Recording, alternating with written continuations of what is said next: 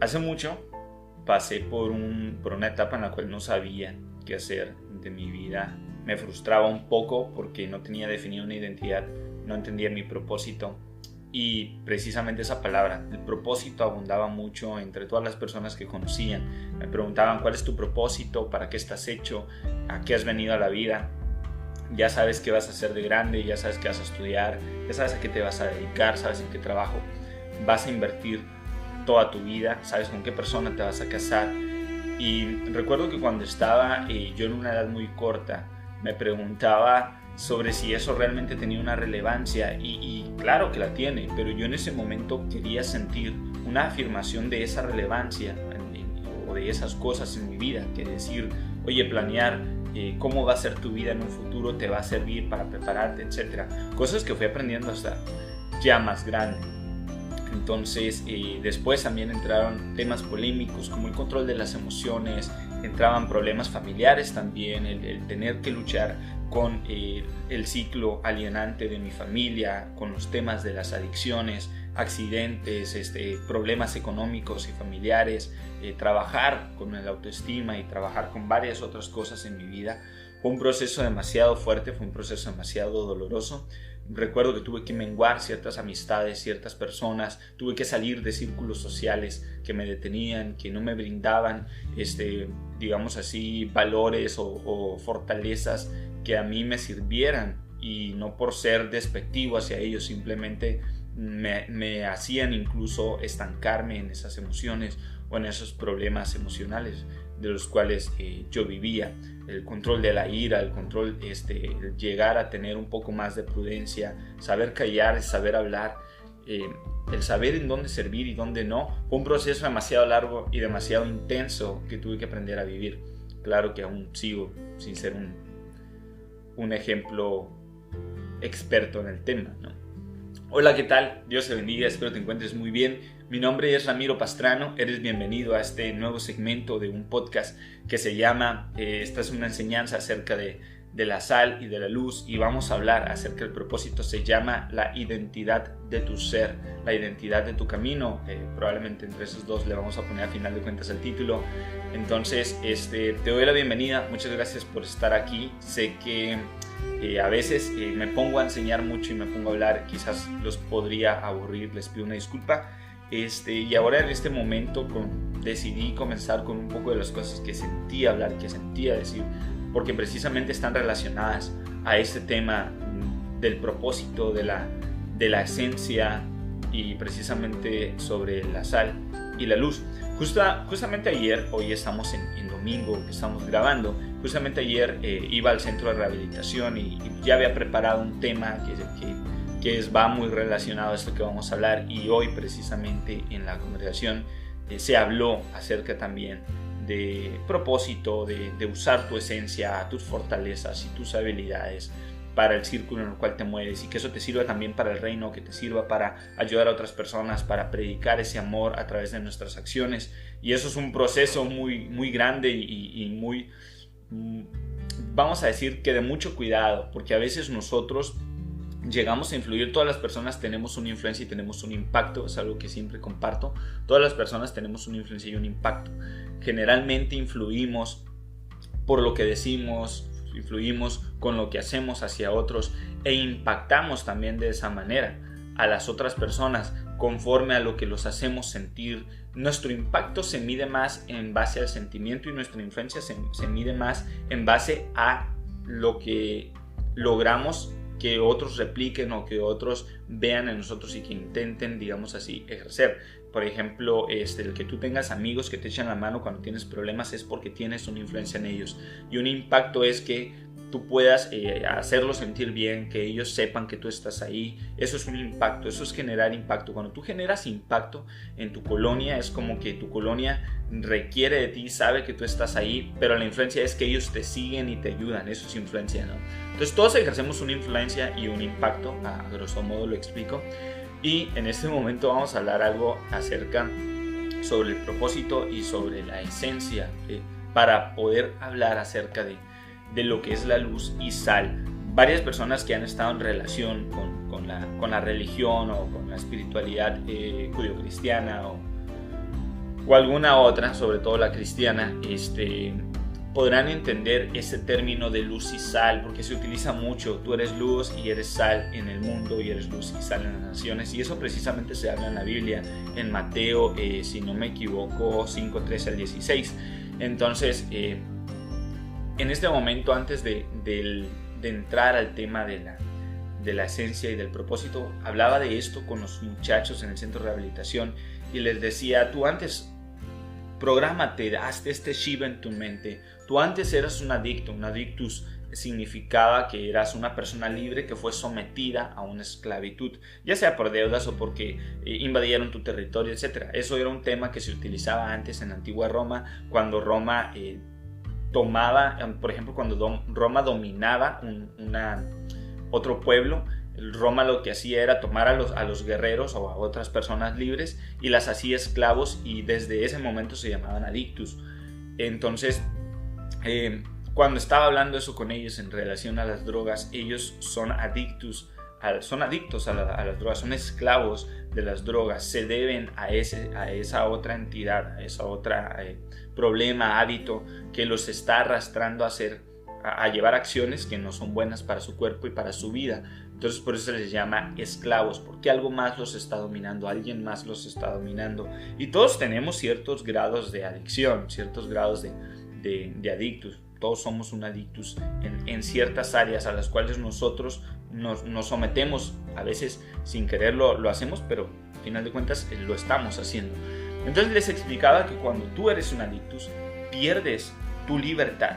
Cuando tú eres un adictus, pierdes tu libertad, y cuando pierdes tu libertad, básicamente tú ya no eres lo que quieres ser, eres lo que alguien más te ordena hacer, eres lo que alguien más te domina para hacer. En el tema de las adicciones, las personas que se dejan manipular por ellas, pues pueden experimentar ciertos cambios. La mayoría de los que vemos es abandono de trabajo, violencia familiar en algunos casos, dejan de crecer espiritual y emocionalmente y comienzan a dejar, si ya venían quizás con una decaída emocional y espiritual, pues, ¡pum!, van todavía hasta abajo. Hay personas que se defienden usando el tema de es lúdico, es recreativo y etcétera, pero al final de cuentas todo tiene una consecuencia, al igual que el consumir azúcar, que el consumir demasiado huevo te provoca colesterol.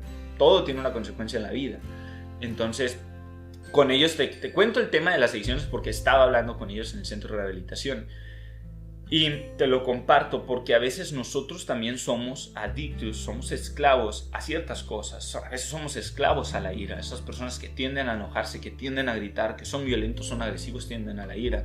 A veces tendemos a vivir en la amargura, estar siempre reflexionando, siempre recordando y teniendo remordimientos de lo que hace otra gente hacia nosotros, victimizándonos quizás en ocasiones, echándole la culpa a otros de nuestras desgracias y a veces nuestros problemas queriendo que se solucionen de la nada. Y por ejemplo, también cuando hablábamos acerca de las heridas de la infancia, tocábamos los temas de que en ocasiones una de las heridas de la infancia habla de que son personas, y creo que es la herida de la infancia del abandono, son personas que de repente están tristes y no saben por qué. Cuando están en un grado muy crítico, son personas que están tristes y no saben por qué. Y a veces atravesamos esos estados porque somos esclavos de cosas que no sabemos que nos causan esa esclavitud. Entonces, cuando tú pierdes tu libertad, pierdes tu ser, pierdes lo que tú eres, pierdes tu esencia, y es precisamente esencia uno de los primeros puntos. Dice en la biblioteca, en el diccionario, en Google o donde lo quieres buscar, que nuestra esencia o la esencia, digamos así, es un conjunto de características, de rasgos, de cosas invariables que determinan a un ser o una cosa, sin las cuales eso no es lo que es. Digamos así, que una persona, por ejemplo, sea amigable dentro de su esencia, es amigable, y tú dices, es que él es amigable, es parte de lo que es él.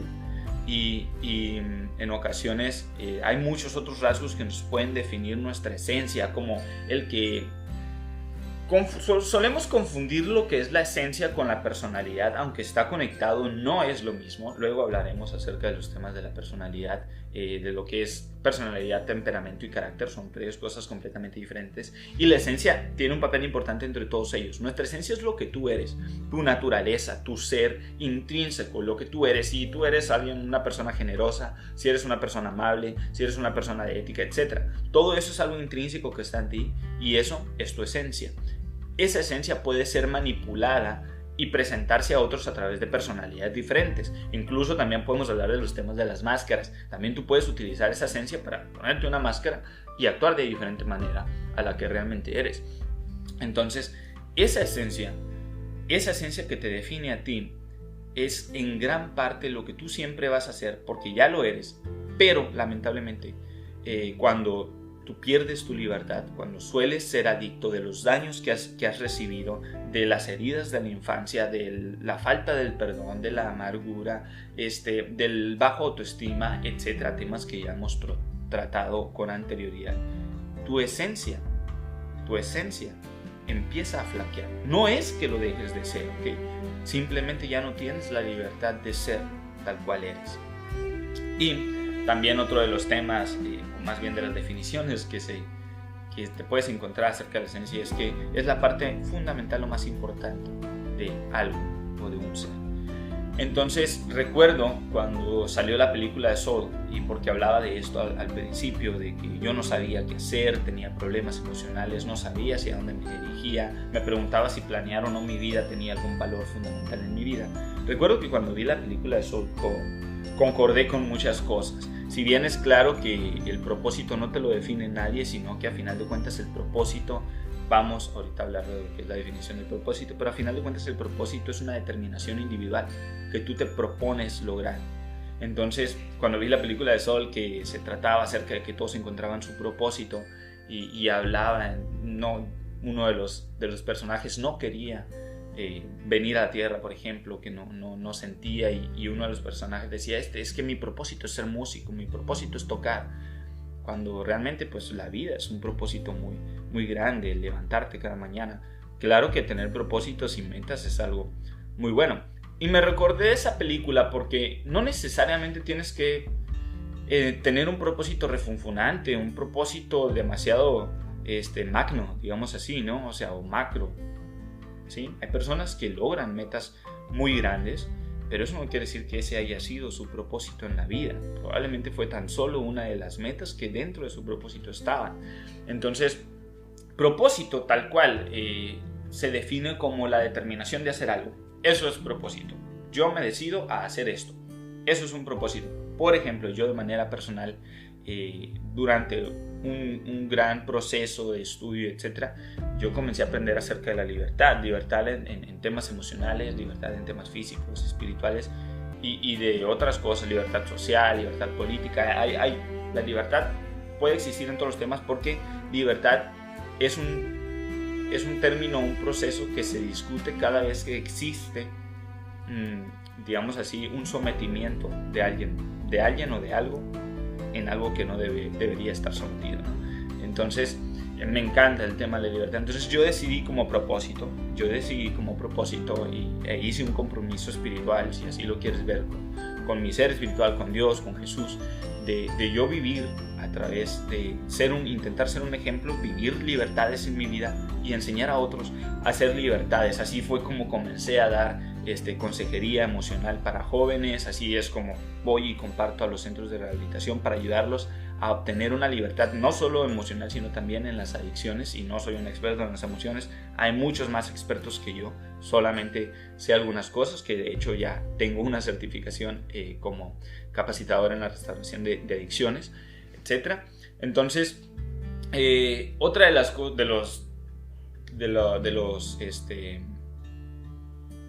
otra de las cosas que definen el propósito es como un objetivo que se pretende alcanzar. Y al principio hacía yo estas premisas de que no sabía qué quería hacer de mi vida. Y cuando entendí que comenzar a tener metas claras de lo que quieres, realmente te puedes centrar y enfocar en obtener esas metas.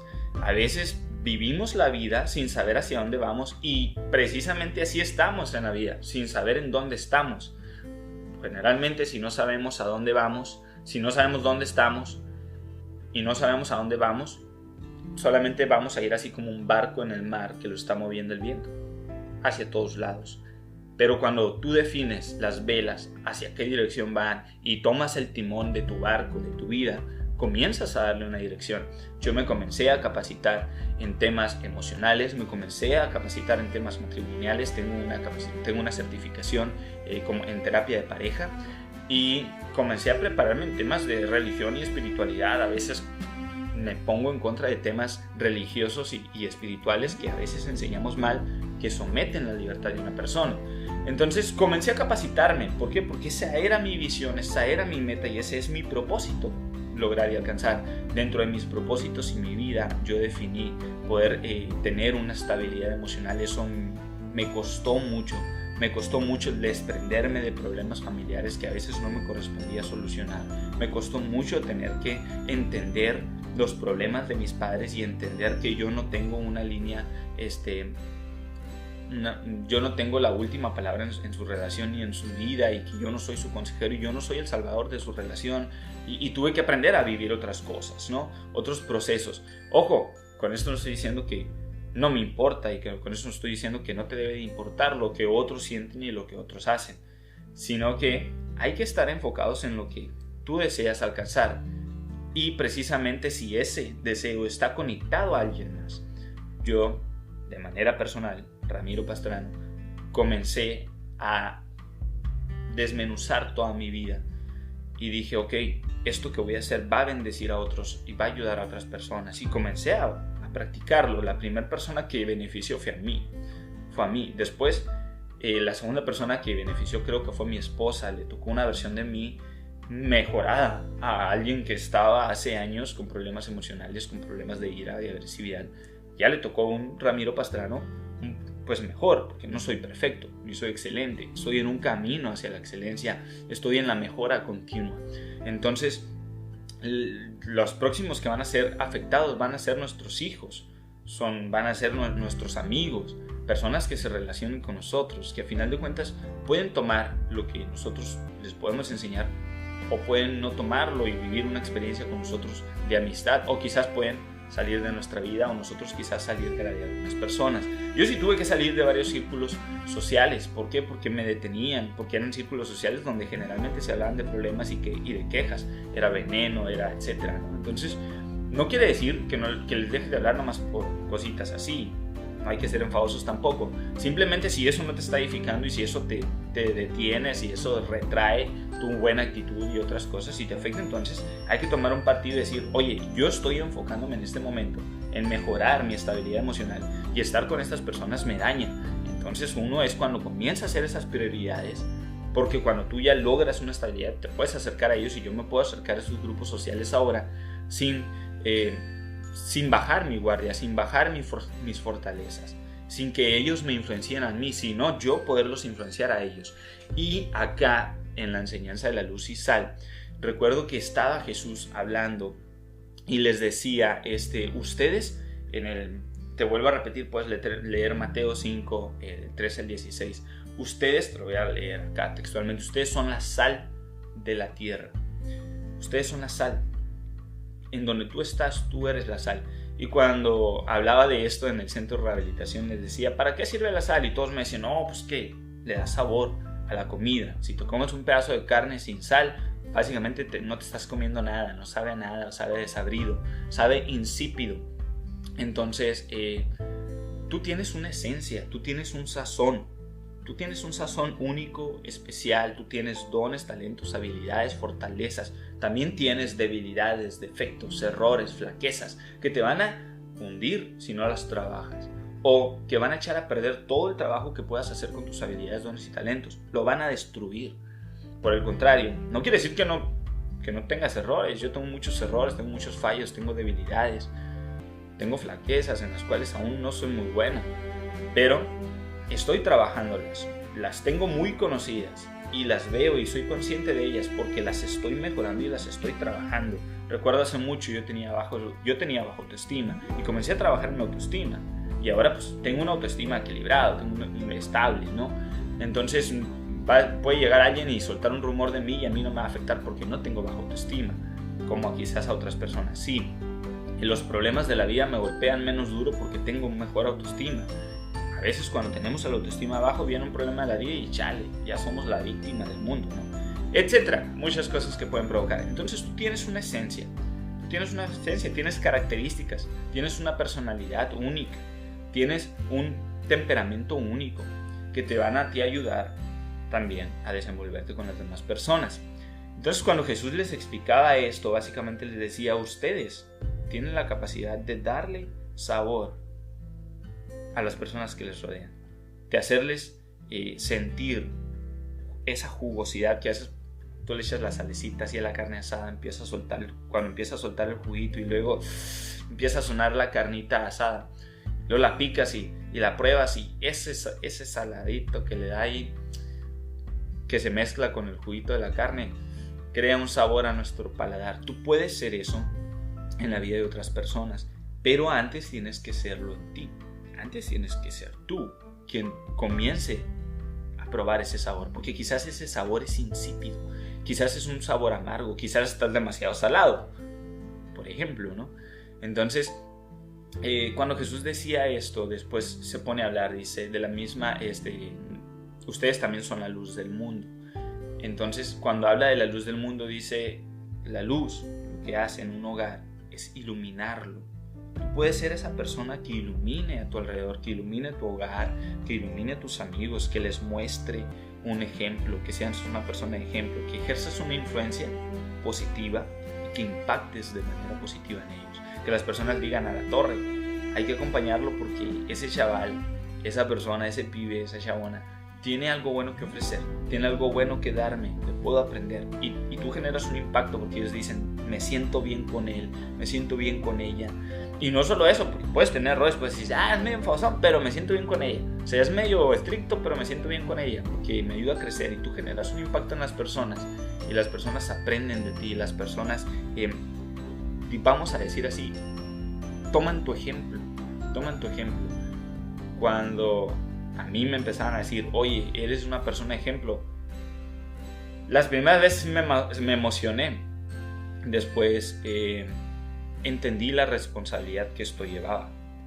Entendí la responsabilidad de que si yo fallo, que si yo cometo errores, esas personas también, como me admiran, también me pueden criticar y me pueden juzgar, porque el ser humano es así. Les decía en el centro de rehabilitación a los muchachos, les pongo siempre una actividad emocional para que se fortalezcan, porque a veces algunos de ellos en sus casas no los abrazan, no les dicen te amo, no les dan una palabra de afirmación de eres bueno en esto, te amo, sigue echándole ganas, sal de las adicciones porque te amo, me preocupas. No les dicen esas cosas. Entonces les decía yo a ellos que vayan y hagan un ejercicio con los demás y les digan lo que admiran. Busca 5 personas diferentes y dile: admiro de ti que siempre seas bien buena onda, admiro de ti que siempre limpies nuestro cuarto, que tú seas el que trapea, admiro de ti que tú no andes diciendo groserías, etcétera, lo que tú admires. Entonces se ponen ahí todos bien emocionados a decirse cosas bonitas.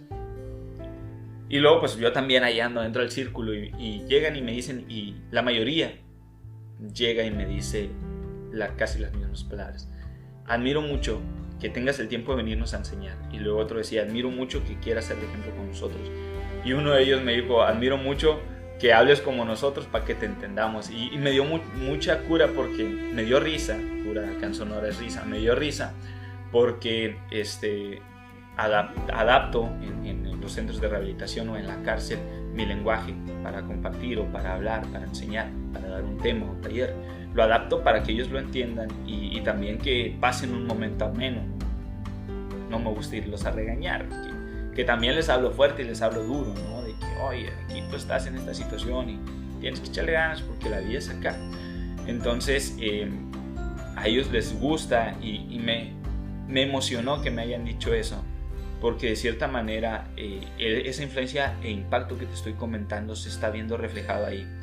Y de esa misma manera, que es algo que dice Jesús en el versículo 16, dice: de la misma manera, dejen que sus buenas obras brillen a la vista de todos, para que todos alaben al Padre Celestial. Y al final cerramos con una oración allá en el centro de rehabilitación y todos muy contentos y le damos el reconocimiento Yo particularmente se lo doy a Dios. A mí me gusta sentir una conexión con Él y la vivo de cierta manera. Entonces, te pregunto a ti,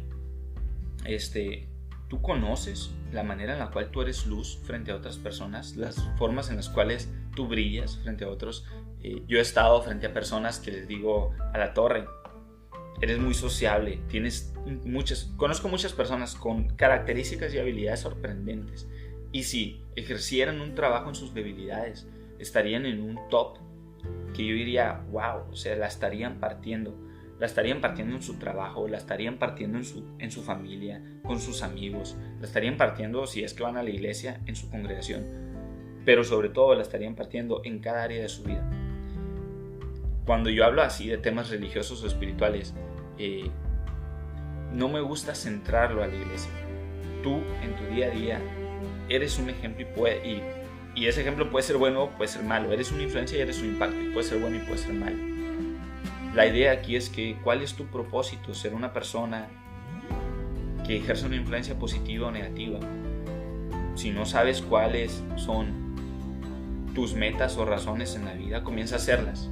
Al principio comentaba que yo me preguntaba si tenía relevancia o no planear mi vida. Y sí tiene una relevancia muy importante.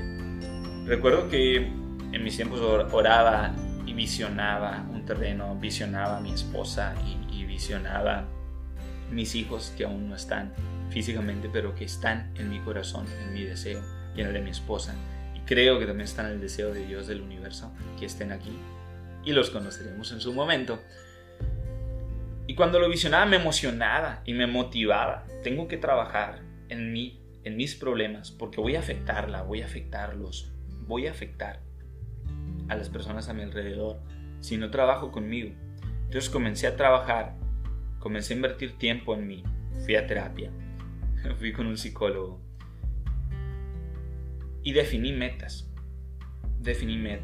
tener ciertas cosas, trabajar por tales otras, buscar un trabajo en lo cual puedo usar mis fortalezas.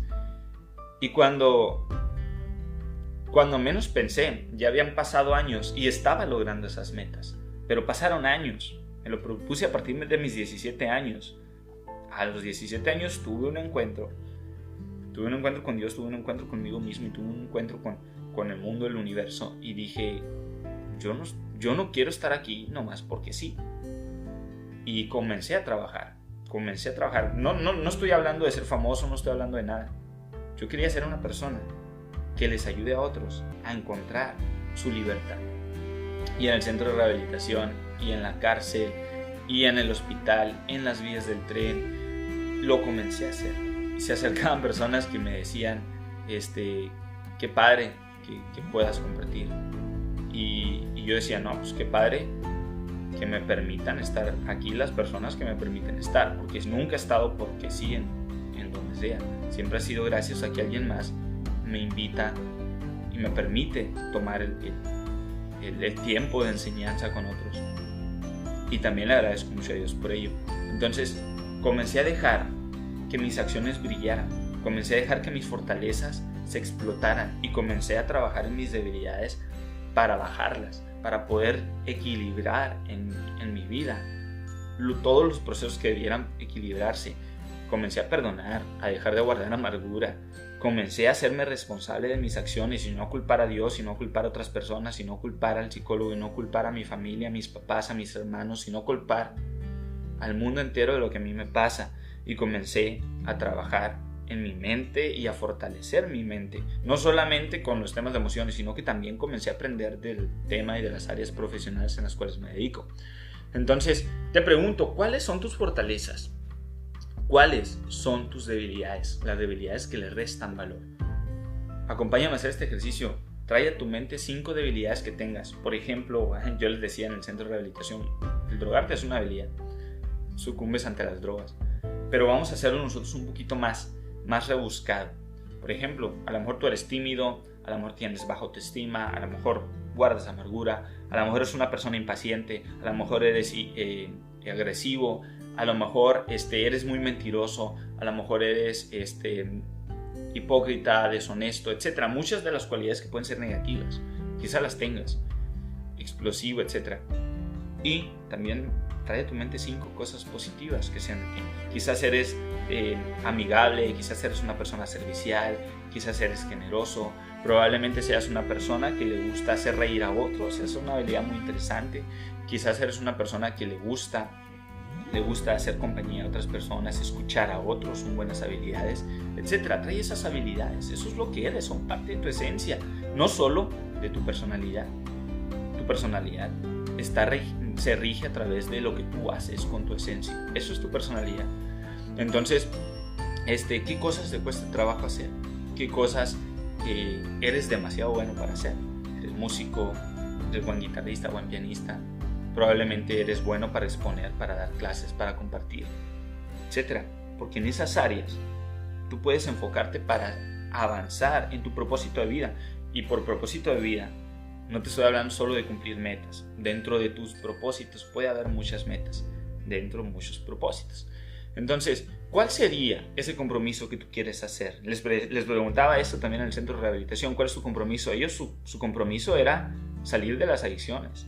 Y muchos de ellos decían echarle ganas, trabajar, ayudar a mi mamá con los gastos del hogar, ayudar a mi familia, no fallarle a los que confían en mí. ¿Cuál es tu propósito? Yo me propuse ser un buen esposo, me propuse ser un buen padre, me propuse ser un ejemplo para mis amigos y ser un ejemplo para otras personas. Me propuse ayudar a otros a encontrar libertad. Y cuando me di cuenta de la seriedad que era eso, entendí que no puedo enseñar algo que no sé. No puedo enseñar algo que no he trabajado en mí. No puedo ayudar a alguien a vivir algo que yo no he vivido. Entonces comencé a experimentar libertad en muchas áreas de mi vida. Y comencé a mejorar en otras áreas de mi vida. Y entre más creía yo que estaba mejorando, más me encontraba con que estaba completamente destruido y deshecho. Entre más creía yo que tenía un avance, más errores, flaquezas, debilidades tenía en mi vida, encontraba en mi vida. Cuando creía yo que ya había trabajado con la paciencia, después llegaba otra debilidad. Cuando yo creía que estaba trabajando con mi integridad, que estaba manteniendo mi integridad, luego venían otros problemas. Y me daba cuenta que somos un nido de arañitas que nos están comiendo, que están haciendo telarañas en nosotros. Y que a final de cuentas aquí están haciéndonos peso, arrastrándonos. ¿Qué quieres lograr tú en tu vida? ¿Qué es lo que tú quieres lograr? Yo me comencé a definir. Yo quiero lograr tales cosas en mi vida. Entre ellas tengo metas de escribir un libro, escribir un disco, grabar ese disco. Ya está escrito ese disco, falta grabarlo. En mis metas está poder ayudar a mis hijos, a mi familia, a encontrar, a llegar, a cumplir sus metas y propósitos y que ninguno perezca, que ninguno de ellos se pierda. Mi esposa y yo como pareja, y antes de que empezara el año, nos pusimos a hablar acerca de nuestra misión y visión y ya la teníamos definida desde que éramos novios y definíamos las metas para este año y comenzamos a definirlas. Dijimos, oye, hay que seguir siendo generosos, hay que seguir manteniendo la honra con nuestros amigos, familiares, líderes, padres, maestros, consejeros. Hay que seguir manteniendo esa honra, hay que seguir manteniendo hay que buscar y mantener la humildad, la prudencia, la sabiduría, el sometimiento, el buscar el consejo, no quedarnos con nuestra humilde opinión. Hay que ayudar a otros, hay que estar ahí para nuestros amigos, para nuestros allegados. Y también comenzamos a definir prioridades. Comenzamos a ver que le invertimos tiempo a cosas que probablemente no nos generaban un beneficio a nosotros ni a otros, ¿no? Entonces comenzamos a hacer prioridades. Tenemos un terreno donde queremos tener nuestro hogar y estamos trabajando en él y tenemos nuestros trabajos y pusimos entre nuestras metas y prioridades como propósito por ejemplo, ella su titulación y otras cosas, y yo también una certificación que traigo por allá, etc. Tenemos proyectos y planes, visionamos. Y de esa manera trabajamos, comenzamos a agendarnos y definimos lo que hay que hacer. Y dejamos de procrastinar, que es una habilidad que muchas personas tenemos, yo también he tenido. Entonces definimos eso. Por eso te aclaro que es bueno que tú planees, que es bueno que tú visiones, que es bueno que tú sueñes, que es bueno que tú tengas metas. Porque cuando yo entendí lo magnífico y lo bonito de tener un compromiso con cumplir algo, porque no es ni siquiera el cumplir algo para alguien más, primeramente inicia en ti. Y claro, si eso beneficia a otros, con mayor razón hazlo. Yo de manera personal y sin decir que mi esposa, yo de manera personal intento que todas las cosas que yo haga beneficien a otros, y es muy difícil a veces tomar decisiones y llevar a cabo acciones sin que dañes a otros. Es muy difícil. Yo me comencé a fijar en los patrones, porque todos a final de cuentas vivimos consecuencias de otros. Entonces dije yo, qué mala onda que otros vivan consecuencias malas mías, ¿no? Les cuento que en un pasado yo he cometido errores que afectaron a otras personas. Me lleno todavía de vergüenza, me dio pena, me dio tristeza, me sentí indigno. Pedí perdón a mí mismo por fallar, perdón a estas personas también, e intenté no seguir cometiendo esos errores. Quizás caeré en algún momento, espero yo que no, pero también aprendí algo acerca del perdón. Comencé a pedir perdón y a evitar fracasar con lo mismo de nuevo y a dañar a las personas de nuevo, porque cuando tú eres perdonado y vuelves a fallar, pierdes credibilidad y vuelves a dañar a las personas. Entonces el perdón ya no tiene valor, y cuando te quieres volver a disculpar ya no va a tener el mismo valor. Cierro con esto. Yo les decía a los muchachos que oren conmigo, y te invito a orar conmigo. Te invito a decirle estas palabras a Dios. Querido Dios, primero que nada quiero pedirte perdón. Sé que he cometido muchos errores. A veces me cuesta trabajo admitirlos. Perdón por no cuidar mi cuerpo, por pensar cosas malas, cosas que no debería. Quisiera que me ayudes a mantenerme fiel a tus principios.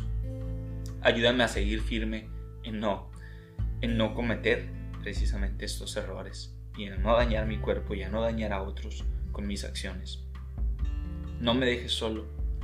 Dame fe para creer cada día. Bendice a mi familia. Bendice a quienes me han hecho daño también.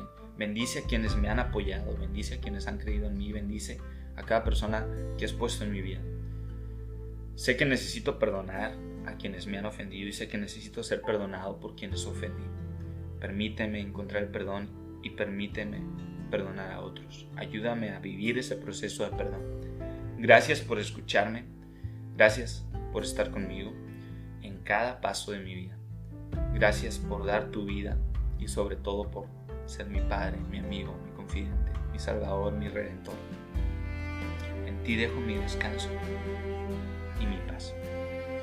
Dios te bendiga. Espero que este segmento te haya ayudado. No me gusta salirme mucho del hilo de los segmentos.